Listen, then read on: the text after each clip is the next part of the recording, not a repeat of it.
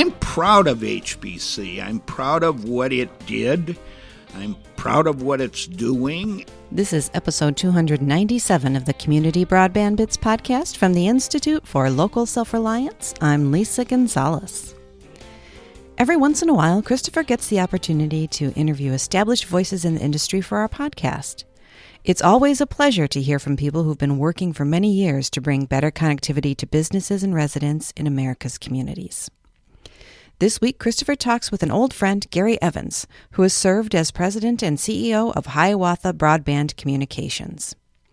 In this interview, Gary shares the history of the company that serves southeastern Minnesota. He describes some of the early challenges and triumphs, along with the partnerships and collaborations he and HBC have established over the years. We wanted to bring Gary on the show because we feel it's important to document the history of the Internet and the role small companies played in bringing Internet access to America. In many places, it was the relatively small, unknown companies that were the first to deliver Internet access, not the large national ISPs we all know today. Because Gary has so many interesting stories to share, and we didn't want to exclude anything that could be helpful for our listeners, this interview runs longer than most Community Broadband Bits episodes, about an hour. Now here's Christopher with Gary Evans. Welcome to another edition of the Community Broadband Bits podcast. I'm Chris Mitchell, and I'm on the road today with Gary Evans, the now retired founder of Hiawatha Broadband Communications. Welcome to the show, Gary. Chris, it's wonderful to be with you. We were joking just before we started recording that you said you are the unhappily retired. I defy anyone who listens to this to find a moment in which you appear to be unhappy.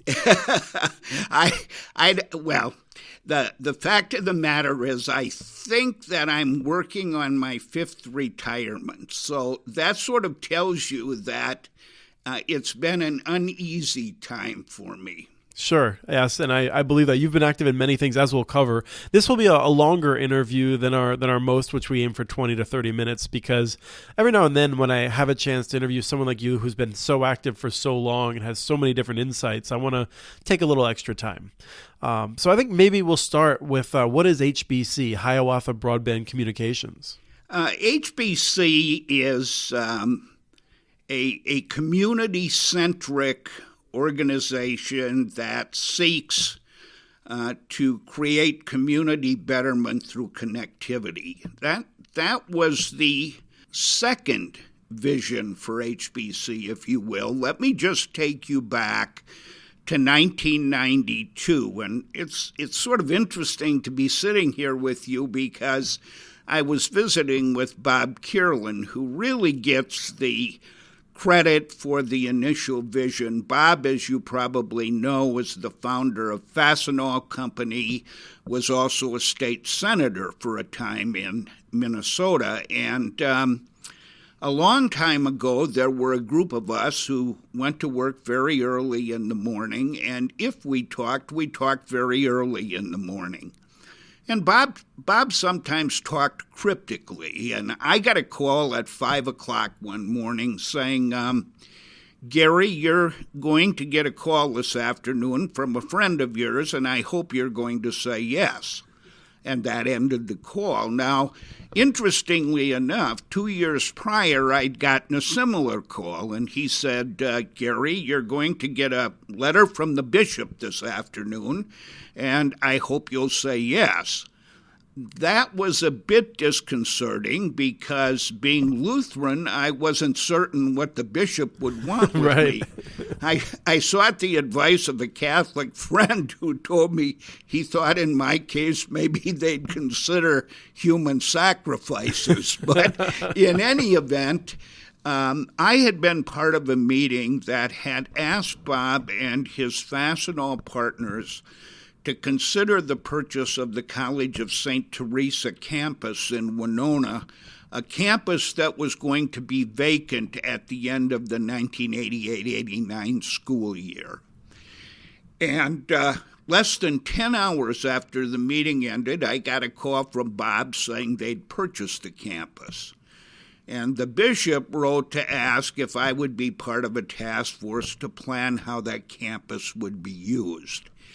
There doesn't perhaps seem to be a great connection between the two, except that as Bob and his partners moved to put the campus again to productive use, state-of-the-art telecom became part of the vision for that campus. And although Bob and I argued and still do about whether it fulfilled its mission because it was entirely Apple-based and I thought it should be mixed platform, when the campus opened in 1990, it was in fact a wonderful, wonderful mecca of communication. It had everything, including a TV studio, a commercial TV studio. So these are the seeds of HBC, and for people who didn't grow up in the area around here, it's Winona is in the southeastern part of Minnesota, and Fastenal is a very successful company that is based out of there. It is. And the Fastenal partners have been uncommonly generous.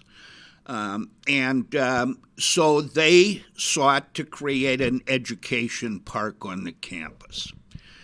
Let's go back then to the call that said I'd get a visit or a call from a friend. It was my backyard neighbor saying that Bob wanted us to take a look at this new stuff called fiber optics to see if there was any advantage in it for education. We met in Bob's home in February of 1993 and gave Bob what he had requested, which was a 3-page feasibility study, including a budget. And we said that fiber optic connectivity for Winona's educational institutions could be a real benefit, but would also be costly. We got up, dusted off our hands. My partner, Bud Beckler, who's a rather well-known personality in southeastern Minnesota as the result of his work in public relations, and I got ready to leave Bob's house when he tapped me on the shoulder, handed me a check for $600,000 and said, "You guys must think you know what you're doing. Why don't you get at it?" That was a little heart-stopping, to be honest with you, Chris, because I don't know if we really did know how to do it or what we were doing.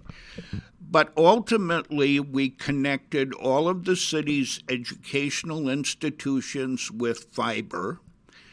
We also included City Hall, purely for political purposes, I might add. We had met with the mayor and city manager who suggested their approval would be routine if we would make sure they were connected.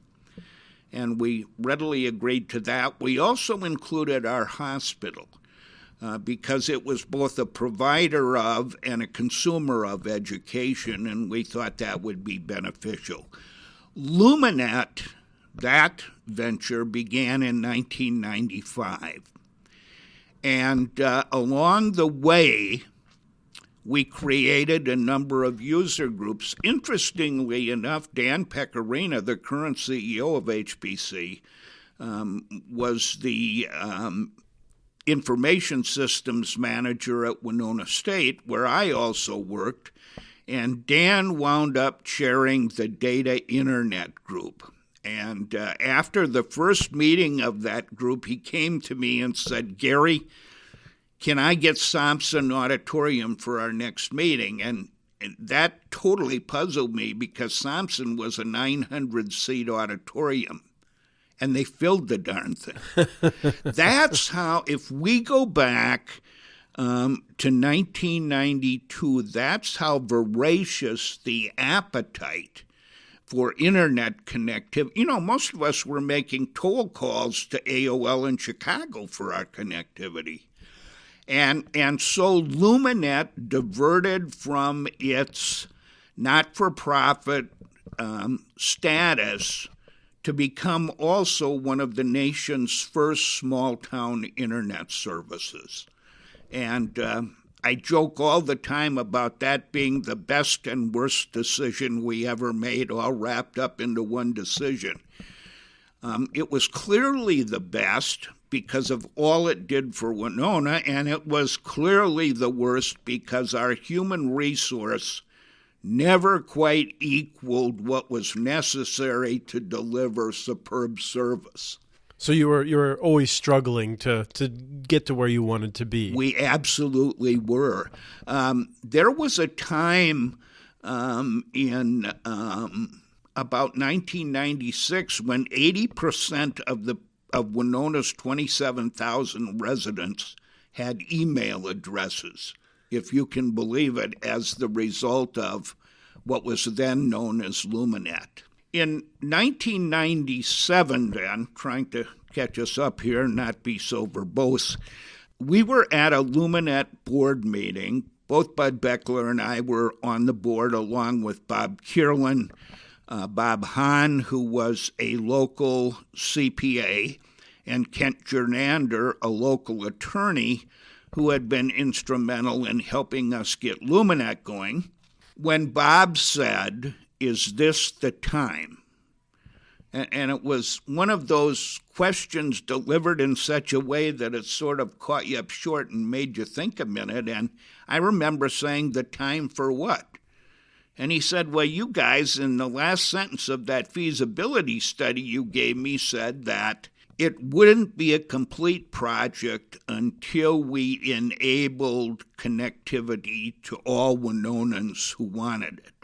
So that was something that was sticking around in his head, probably more so than your head. It absolutely was. I mean, we were scrambling to try and keep up with the demand on the internet side, and I remember making the same comment to him I had made earlier when I said, "Jeepers, Bob, that's going to be expensive." And he said, "Well, didn't it work out okay last time? I sort of handled the money, you guys handled the other stuff, and we got it done." And the Hiawatha Education Foundation, which was comprised of Bob and his 4 partners, gave us the first $8 million to get the build started. We activated the first node in Winona in 2000. We finished the 57th node in 2001. And that's when all Winonans did have access to high-speed communications. Although high-speed communication then was far different than it is today. And that first network we built was a hybrid fiber coax network. That was sort of the state-of-the-art back then. Right, and when you say nodes, those are in the way that I think a number of people are more familiar now. You had fiber to each node, and then you had the cable system out to the residents. Coax to the residences, right. Those original nodes were built to serve 500 customers. Which was a pretty small split at the time. It was a very small split at the time. It was funny because we made a major marketing mistake. We decided to publicize our progress with a map in the Winona newspapers that showed node by node where connectivity was. And that simply enabled Charter, our competition, to move in and offer multi-year deals to people in exchange for contracts. Now, if we just pause for a second here, this is a time of incredible predatory pricing. And I happen to have followed some of the HFC networks. In retrospect, I wasn't paying attention at the time, but I've looked back in history. And in the very early 2000s is when Charter was, in some places, offering people effectively free internet service, it seems like, and giving them like $200 cash if they sign up for multi-year contracts. So this was bad, worse than it is today even, where we see that practice. As we talk about HBC, which at least I consider to be an incredible success story, we made a heck of a lot of mistakes.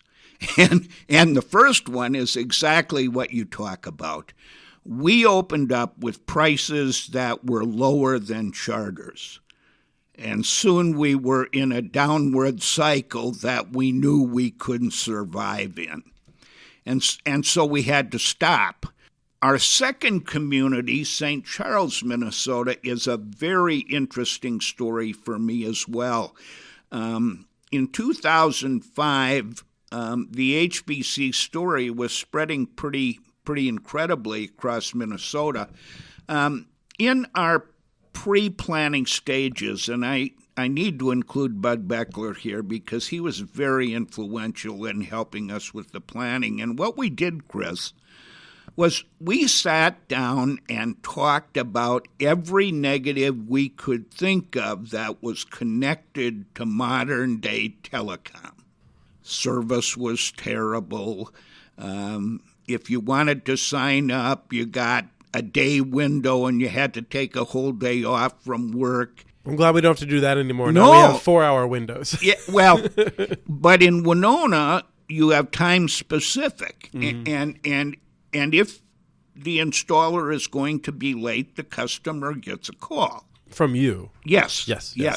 From HBC. I mean, it's, so we looked at everything, and we decided that the hallmark of our business had to be customer first. In retrospect, that's kind of interesting because Fastenal's mission is growth through customer service. So the companies had the same base, if you will. And we tried very hard. We also had a rule that said if something breaks today, it's fixed today. If you want it fixed today, it will be. And I remember my son not being too happy one day when one of our repairmen wound up at his house at 10:30 at night wanting to fix his TV service, which was out. But I think that HBC did in those early days try very hard to be a very different telecom company, if you will. A very customer-centric one. Did you look at the record of others? I mean, there was a history of overbuilding, as the industry calls it, or just competitive companies that tried to do this, believing that there was a market opening because of the bad service and all the problems that you describe. Most of them went out of business, it seems like, or consolidated into RCN or something like that. Yeah, we didn't, and it's probably a good thing we didn't. We might not have started if we had. So we learned as we went too. I can't tell you that we were a perfect story from the get-go. We had to make modifications along the way in everything that we did. But I think that our penetration statistics, which frequently ranged up in the 80s, would demonstrate that we were certainly better than the competition. And I think that the customer feedback that we got, and solicited, by the way, would demonstrate that people thought we were a good deal better than the competition. But back to St. Charles for just a minute. For the listeners who don't understand Minnesota, Winona is about where Iowa, Wisconsin, and Minnesota come together. And 20 miles west of Winona is St. Charles, and 20 miles west of St. Charles is Rochester, home of the Mayo Clinic. I mention that because in 2005, Rochester and Mayo were beginning to flex their muscles around a new initiative to create a super clinic in Rochester, if you will. And St. Charles, who had a bunch of visionary residents on their Economic Development Association, wanted to be the number one bedroom community to Rochester. And the whole EDA came to visit me at HBC one day and said, "We want you to build a network in St. Charles. Will you think about it? We'll give you whatever you want. Need money? You've got it. Need rights of way? You've got it. Whatever you want, just let us know." after meeting with them on several occasions, we realized how serious they were about their vision. And we said yes, said we'd do it ourselves with our own money, which we did. We built St. Charles richer in fiber than Winona was. When you say richer in fiber, do you mean it was all fiber? No, it was still hybrid fiber coax, but the nodes were built with 200 residents for customers in mind. When we started the network, there were 2 tiny housing developments underway in St. Charles. A year and a half after the network was activated, St. Charles had doubled in size and was completely ringed by new housing developments. So I think the people there who were on the EDA at the time would tell you that they achieved their goal. And many of their new residents are people with high incomes who want small-town life. Rochester has now ballooned to more than 100,000 residents because of Mayo, and there are a number among them who want smaller communities. I think a lot of those people are a little crazy because I want to live as close to John Hardy's as I possibly can. Possibly the best pulled pork and otherwise barbecue in the upper Midwest. Oh, my. Now I'm probably going to have to go back through Rochester. Thank you for that. In any event, St. Charles was another wonderful success story for HBC. The third community that we built was Wabasha.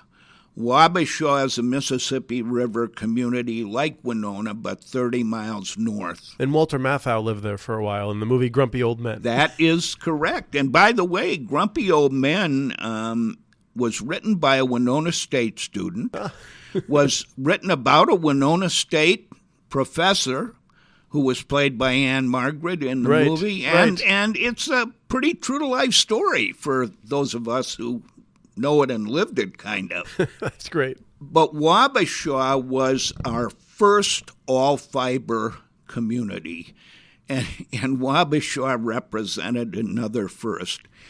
We decided after St. Charles that when we activated a community or when we got ready to build one, we would hold a community dinner. And we would invite everybody in town to come out and enjoy dinner on us. We would make a brief presentation on what we were doing, and we would allow people to sign up for service, promising them that they would be installed in the order that they signed up. We also used every restaurateur in town to provide food for the community dinner so they wouldn't miss out on a payday as the result of us inviting everybody out. We did the dinner at the Wabasha High School, and we signed up more than 80% of the residents in town on that original night. That's incredible. Yeah, and so community dinners became part of the strategy from there forward. Although in the case of Red Wing, when we built that, we had to do neighborhood barbecues because there wasn't a place large enough to hold the whole town. HBC is now 21 communities. We're sitting today in one of the newer ones, Cannon Falls, Minnesota. Cannon came to us while I was still at HBC. We began talking with the community at that time. We provided some help to their Economic Development Association early on, and now HBC is building the town. We pretty much blanket southeast Minnesota, and penetration rates have remained very, very high, above 70% in the aggregate. It was for me a marvelous, marvelous ride, both educationally and from a results point of view. But the biggest thing was, I will say this, probably causing some of my former fellow board members to cringe, Profit was never as important to me as customer satisfaction. And we tried to make that the hallmark of what we did. We were not as profitable as we might have been. For instance, one of the things we did was, in the rush to create community television stations, Winona didn't get a station. La Crosse and Rochester had stations. When you say the rush to create the community TV stations, this was not HBC. This was the community media movement. Absolutely. The public access type channels. Back in the, I'm guessing, 50s, well, probably 60s and 70s. Right, when cable television gets introduced, people start thinking we need to make sure it's not all commercialized, but Winona kind of misses out on that. Yes. And so part of HBC's program was local television programming. We did daily newscasts. We produced lots of local shows. We did a lot of local sports. HBC still does. And you didn't charge for this. This was just content that you were funding. We created almost all of it at our expense, and we did sell advertising, not enough, but people got the offering for free as part of our service. And it's worth noting, people in Winona have a certain fondness for Winona State basketball. Very much so. And so that helped. I think that, not everywhere may not have that exact same advantage. Well, that's true, because during the time that HBC was really moving along and gearing up, Winona won 2 Division II NCAA national championships, and sandwiched between the two was a runner-up finish. So the fact that HBC did all the Winona State games was indeed a big deal to Winona. And let's talk about one other sports thing, which, if I'm remembering correctly, this was something that I believe I learned 10 years ago from either you or Dan Pecorina, was that widows and baseball had a certain impact on your bottom line. Absolutely. I will never forget it. We discovered that the Twins were a can't get along without commodity for elderly spinsters, if you will, or widows. And if we go back, Chris, to this moment, you will remember that there was a period when the Twins started their own television network. It didn't last very long, but HBC was the first customer for that network. And you didn't know this at the time? No. Right? We found out as the result of our purchase of that channel that the women in Winona were absolutely rabid baseball fans. Winona has a phenomenal baseball history. Many of us remember the old Southern Mini League that was as popular as AAA baseball, I think, at one point in time, and Winona was a member, and people still talk about the good old days with the Chiefs. Mm-hmm. Something else happened that I count among the really big successes. And I've learned in life that vision is perhaps the greatest treasure of all. People always point to money. I think vision. If vision is good enough, I think money follows. But another thing that we learned is that sometimes accident isn't as important as on purpose. I got a call one day in early 2000 from a friend who had worked for me back in the very early 1960s, who said to me, "I'm sitting here with the CEO of Cerner Corporation in Kansas City, and he just got done telling me that there's no place that he can find that meets his criteria. He wants to find a community of 50,000 or less with a single hospital system, a predominant clinic, and a broadband network. And he can find all of the first three, but he can't find a broadband network, and I told him Winona had one.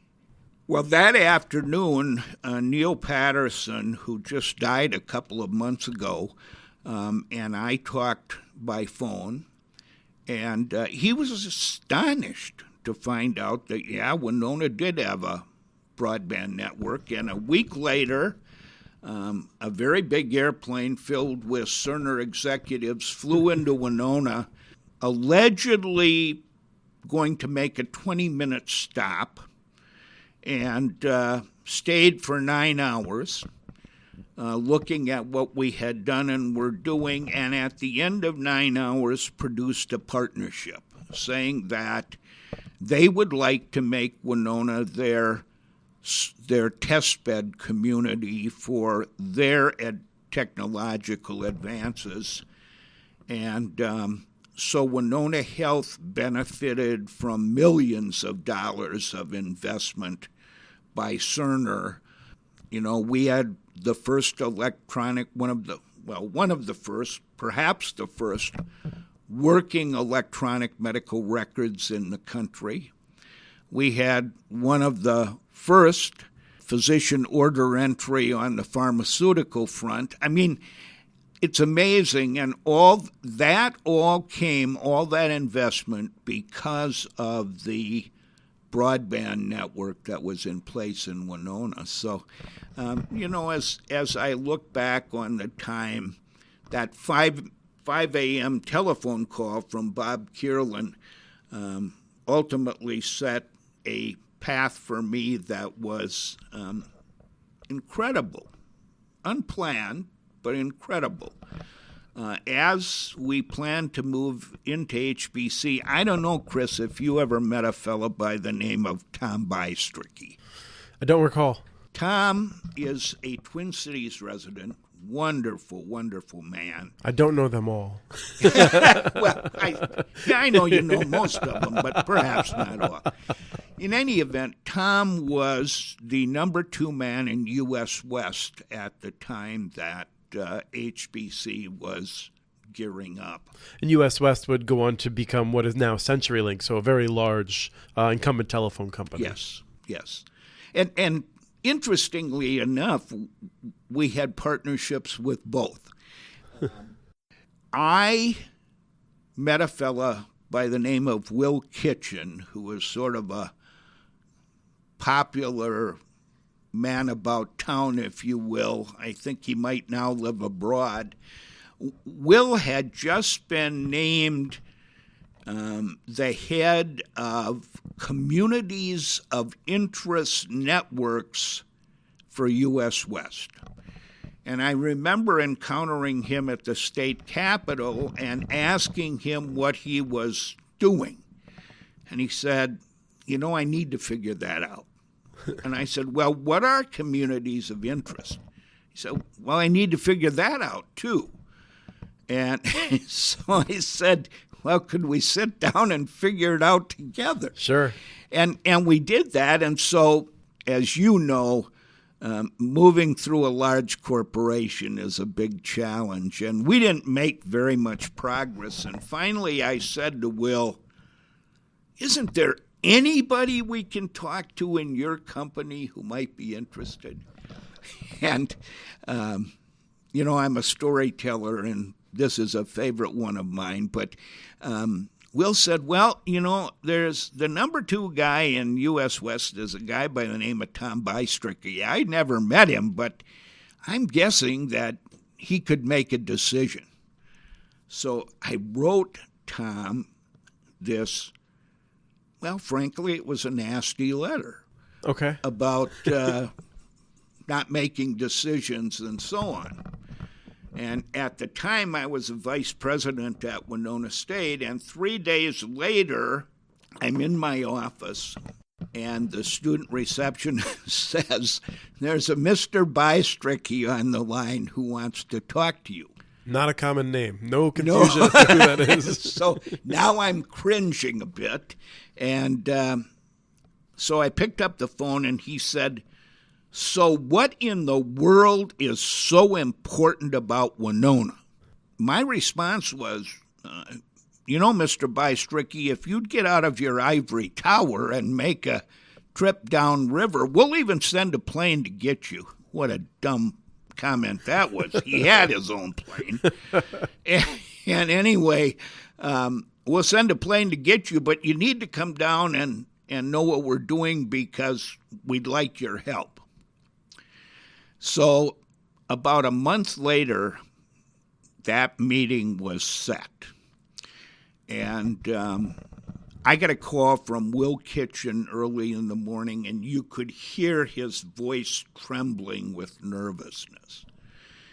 He said, "Gary, Bystricky just got on the airplane here for the trip to Winona, and he grabbed me by the knee and said, 'Well, kid, this better be worth my time.'" Right. And he said, "So, boy, it better be worth his time."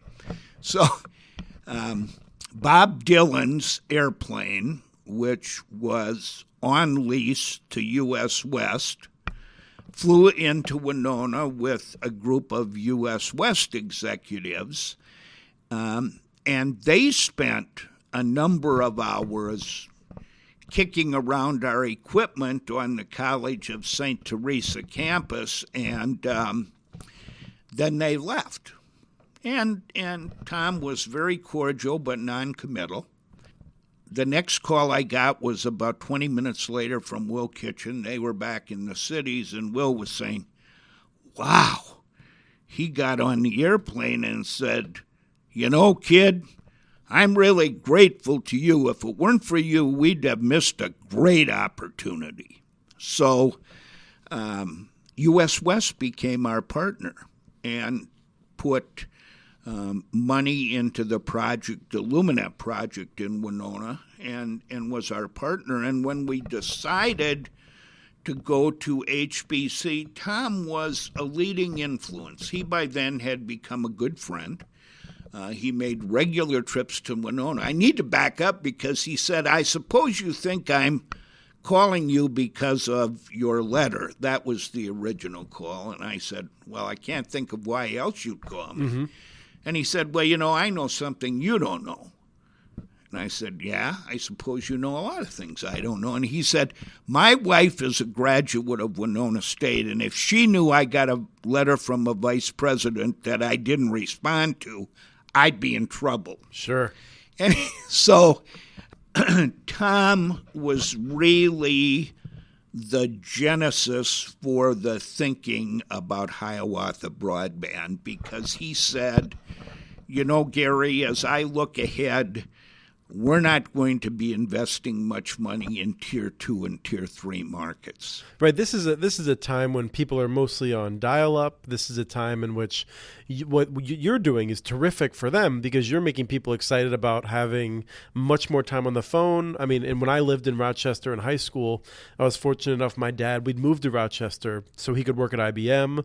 Computers were a very big part of my life in junior high and high school. So we had a second telephone line we could be on much more often, and when other people were fighting over it with their families. So that made a lot of money for U.S. West. Yes. Tom said, we probably aren't going to be making those investments. If I were you guys, I'd think of moving ahead as you're planning with a build. And your vision probably shouldn't stop with Winona.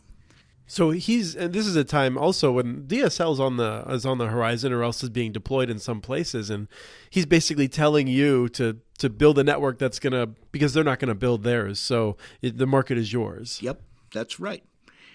Actually, and I think I can say this now, since it's a long time later, Tom was scheduled to be the first CEO of HBC.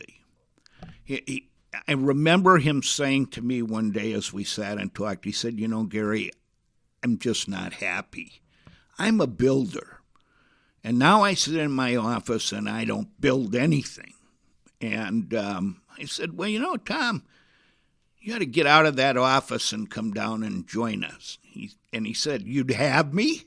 And I said, yes. Well, bottom line, he didn't come for reasons of personal finance and a non-compete clause.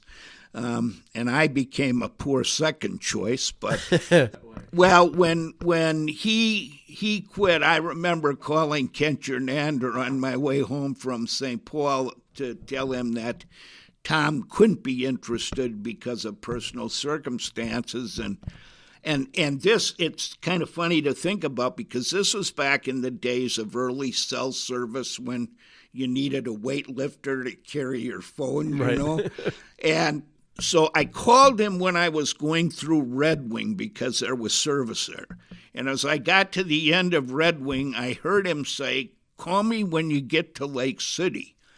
Well, I talked to him again in Lake City, and by the time I talked to him in Wabasha, he was saying I needed to become the CEO of HPC. So that's sort of how all that unfolded. It's a situation, Chris, of a marvelous series of stories. Yes, there was investment, but mostly there was vision. People call me the vision behind HPC. I wasn't. It was Bob Kierlin, it was Bud Beckler, it was Tom Bystricky. Sprint was our partner, and a fellow by the name of Rich Kalbrenner, who was a Winona native and an executive in Sprint, was another part of the story. So because we were new, because we were early, we made a lot of friends that helped us out. Yeah, I don't think that's unique. And I think one of the things that we find is these businesses succeed in that way, ISPs particularly. I'll say a lot of the ISPs that I know of, even if they might be hostile to some of their competitors, their engineers are talking, or they're talking about, there's sort of a brotherhood or a sisterhood of. There is that. There definitely is that. And it's a good thing. Right. It enables progress. The synergistic approach enables progress that wouldn't otherwise be achieved, I think. There was a time when you visited the Federal Communications Commission, I think, and you said that you were profitable, and people who their job is to understand the U.S. telecommunications market, their jaws dropped. Do you remember that? What was I sure do. There? Well, a lot of things happened as a result of that. I don't remember all of the names, but back in the day when the broadband plan was being written, about 2009, I think maybe, we got a call one day asking if we would come out and tell the committee our story. And they didn't believe that there was an overbuilder in the country that was profitable. And I didn't have enough brains to be frightened of the people I was meeting with, so I just told it as I saw it. You didn't grow up going to elite colleges and things no, like that. No, I did not. You're just a person who figured things not. out as you went along. And so, I just told them about the business as I saw it, and I told them that there were a number of things that they were doing that were inhibiting progress, and maybe they should see it differently. I got a call from Blair Levin inviting HPC to become one of their advisors as they went through the broadband plan, and we wrote a lot of white papers for them. I'm disappointed to say that I would have liked to see more of the input included in the plan. I didn't think it then was friendly to competition. I thought, you learn in politics that money talks. And big money was being spent to make sure that companies like HBC didn't gain any particular foothold. I think we were very fortunate to start where we started. There wasn't a lot of attention on a market like Winona, and if you're building a mini ESCA with 68 people in it, nobody looks at that. Well, this is something I really wanted to follow up with you on, because I think most of the overbuilders were building in Boston. They were building in the Lehigh Valley where I grew up, in areas that had more density, maybe had higher build costs, because there was a sense that you absolutely needed to hit that density to make your business model work. I don't think that was true at all. I think what we discovered was that you could build an all-fiber network. You could leverage resources in such a way that you could build a community of 68 residents, if you will. You could deliver outstanding, at least in our mind, customer service, and you could be profitable. And, we also discovered that sharing that story with people, with our customers, didn't bring a negative reaction. The fact that you were profitable, I think, was pretty much understood to be the basis for continuing to exist. Right. I don't think most people are going to be upset that you're profitable. When they go to grocery stores that are profitable, they were renting videos from video stores that were profitable. Yeah. Right. I think the concern was always that with the cable and telephone companies, it's not that they were profitable, the big ones. It's that they were excessively so. It's that you had a sense that they weren't happy just to give the money that you offered. They wanted to pick your pocket for the rest of it. That's absolutely true. And in addition, if something went down, they weren't very aggressive about fixing it. Right. There wasn't really a contract. It was a one-sided thing. Yeah, it was a one-sided thing. But, along the way, Mini ESCA is a fun one to talk about because we had to run fiber from Winona to Wabasha to serve that community because along the way, one of the things that made us profitable was that we could leverage our head end in Winona to provide service to other communities. And, that was also my biggest fear. If something had happened to that head end, it would have been terrible. I mentioned earlier that we had a partnership with CenturyLink.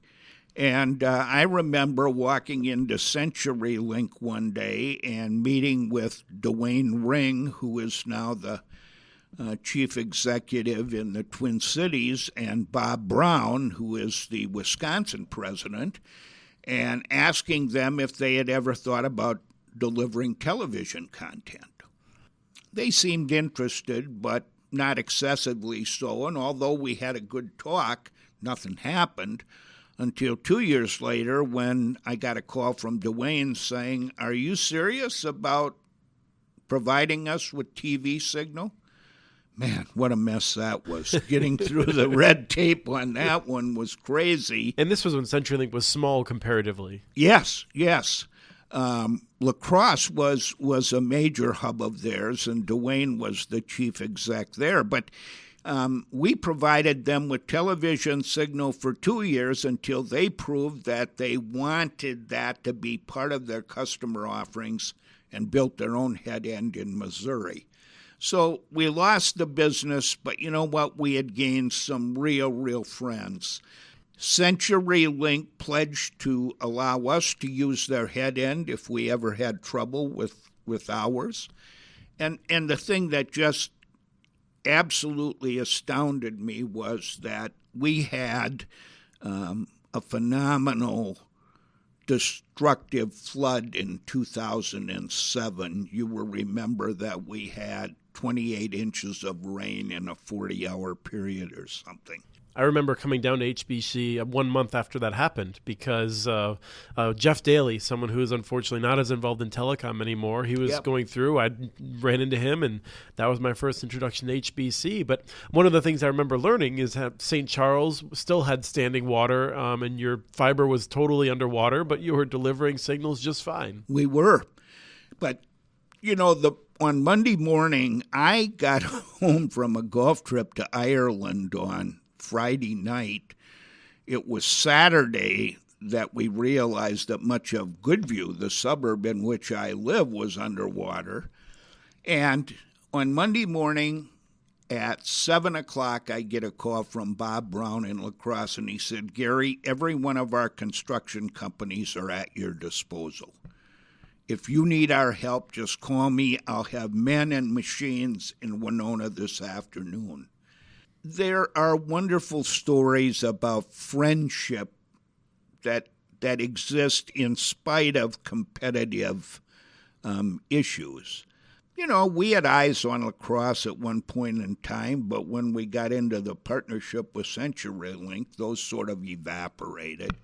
You must have looked at Rochester from time to time. I mean, it's right in the center of, certainly now, it's certainly in the center. It's very hard to exist where we exist and not look at Rochester. I can tell you without fear of contradiction that we lusted after Rochester. We also knew that it was going to be the biggest thing that we ever did. We grappled with how to deal with the time to build, how we dealt with the outflow of money when there was no inflow, and we would have huge expense lines there. And then there was another factor. In many ways, when our big push started, IBM was on the decline in Rochester. I just see that the building has been sold now. Oh, wow. I think I read that last week. Right, this is Rochester's famous for the AS400s, those big machines that, boy, when I was there in high school, I had an internship working with a company that was working with them, and the most impressive one was 3 terabytes of hard drive space. And it was amazing, and you know we had some experiments with Mayo, and we had some with IBM as well, but we also didn't believe that those two industries were underserved. And we also believed that because they weren't underserved, Rochester was going to be a more difficult sell than anything we had previously done. And before I retired, we never got around to it. Mm-hmm. So I think it's worth revisiting that. I mean, you specifically went after areas that a lot of other people disregarded. You pulled off take rates of 80% in these places. Not only that, but 80% initially. Yes, sometimes before action or before connectivity. Right. And one of the ways you did that was I think, I mean, once you've built up a reputation, that's nice, but you treated people like they were people, and you opened offices in those communities. You didn't just send crews out from Winona when something broke. No, that's correct.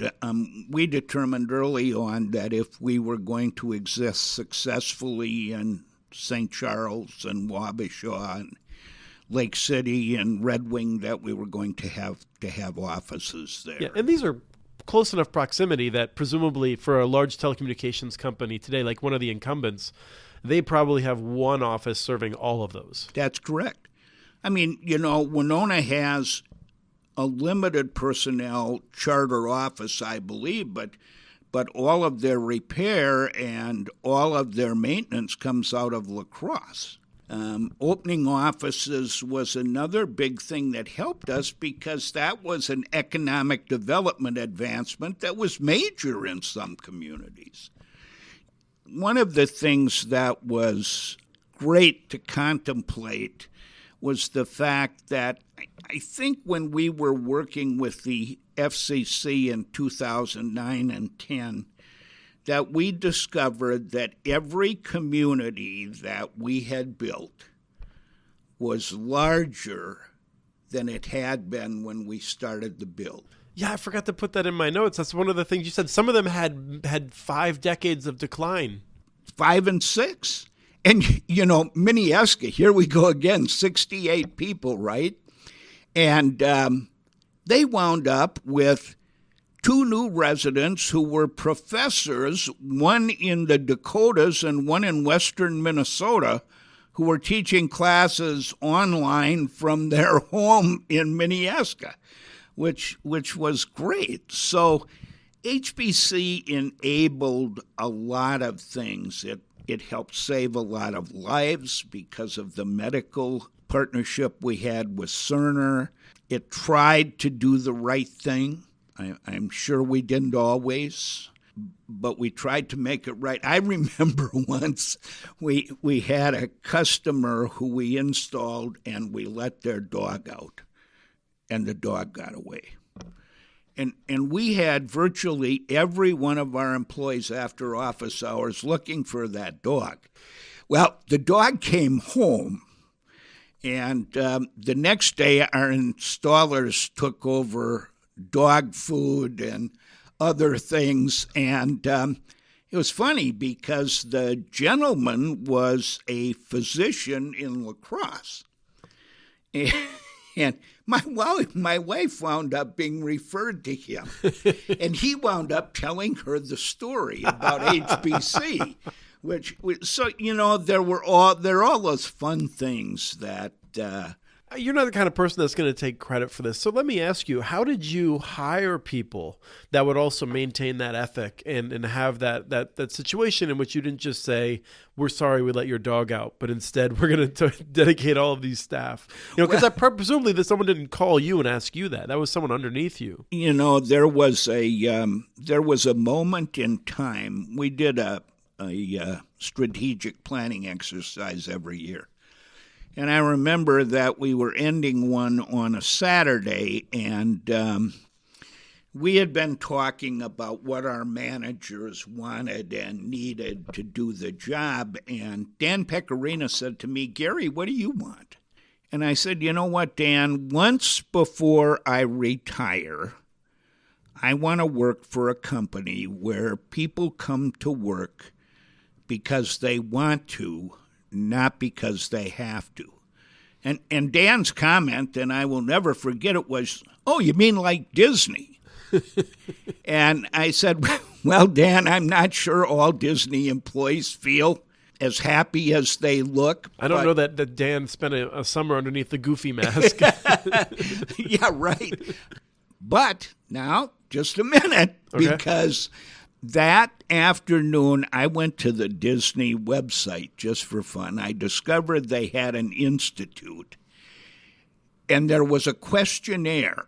And the third question, and this is at the heart of right fit talent, which is a Disney term.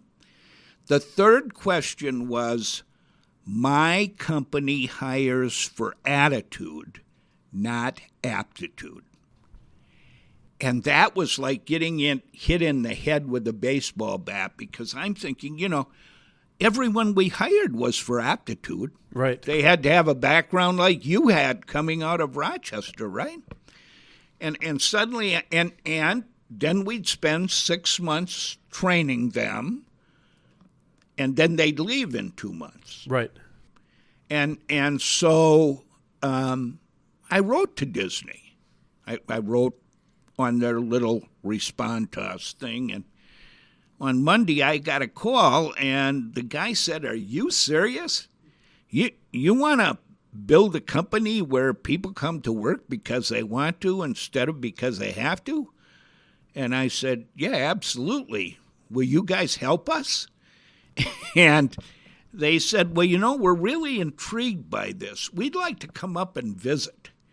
So Disney sent 2 guys to Minnesota in February, and they arrived without coats. Did those guys lose a bet? Yeah, probably, and without boots. And they spent a week with us, and they just sat around and watched how everything worked. And then Friday rolled around, and they were going home, and we had a blizzard. And they had to drive to the cities to catch an airplane. And no coats, no boots. And, driving on Minnesota roads when you're from Florida, you got to be kidding me. Right, and it's not interstate from Winona to the no, Twin Cities. And so I am so frightened about the prospect. Well, they made it. And then we got a call saying, we'd like to have you bring your workforce down, and we'd like to work with you for a week or so. And there was a price tag, and there was also a commitment for numbers. And we had a number of employees, but you can't just take a week off to go to Florida, right? You send a note to your subscribers. Yeah, say, we'll be back in a week. And so we partnered up with the hospital. And the hospital, we split our workforce. The hospital took its managers in two different teams, and we went to Disney. And we learned a lot, and they helped us define a plan for finding and hiring right fit talent. So we started hiring for attitude.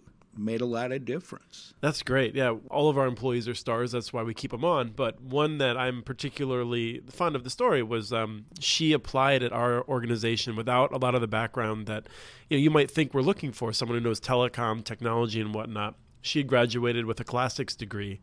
In doing the posting for the internship position, we spelled internet, and we capitalized intern. And it was just this goofy little thing, and she saw that and saw that we were, perhaps whimsical and decided to apply. And she has made an incredible difference to our work. It's amazing, isn't it?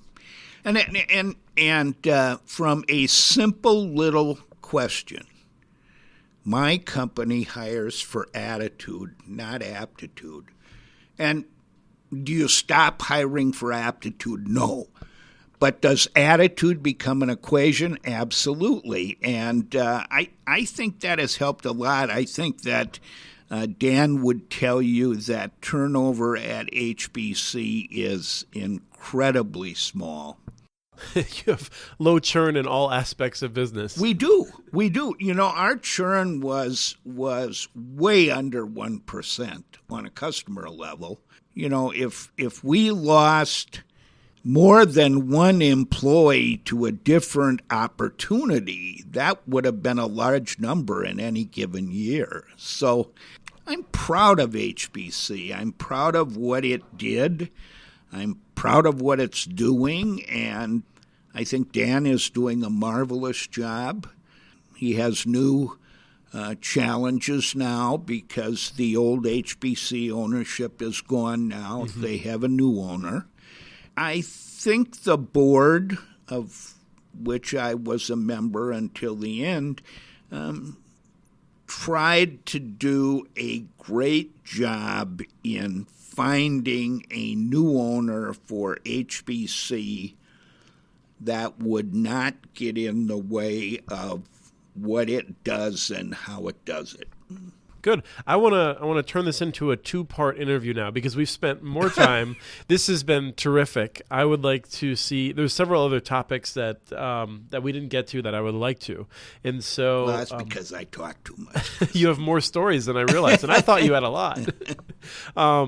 But we are going to wrap it there. I'll tell people that there is more of the story, and we will aim to try. I will aim to talk Gary into telling more of it, and this will deal a little bit more with some of your role in the broader range of rural broadband policy, some of the role of HBC in helping other networks, other cities. And a few other issues. But we're out of time for today. So thank you very much, Gary. You're quite welcome. I've had a great time. Chris, you've been a wonderful friend for many years. And it's fun to sit down and reminisce with you. Yes. It's a long time from, I remember 2008. It was after the election. We knew Obama was going to be taking office. We knew there was going to be a stimulus plan.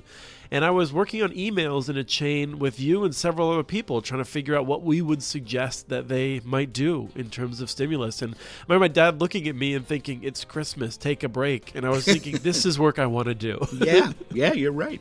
Well, thank you very much. You're welcome. That was Christopher with Gary Evans, former president and CEO of Hiawatha Broadband Communications in southeastern Minnesota.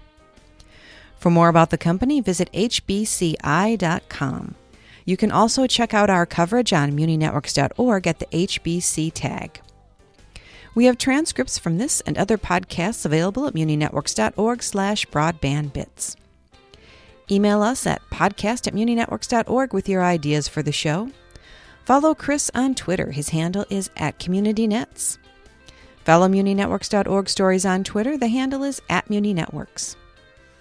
Subscribe to this podcast and the other ILSR podcasts, Building Local Power and the Local Energy Rules podcast. You can access them on Apple Podcasts, Stitcher, or wherever else you get your podcasts.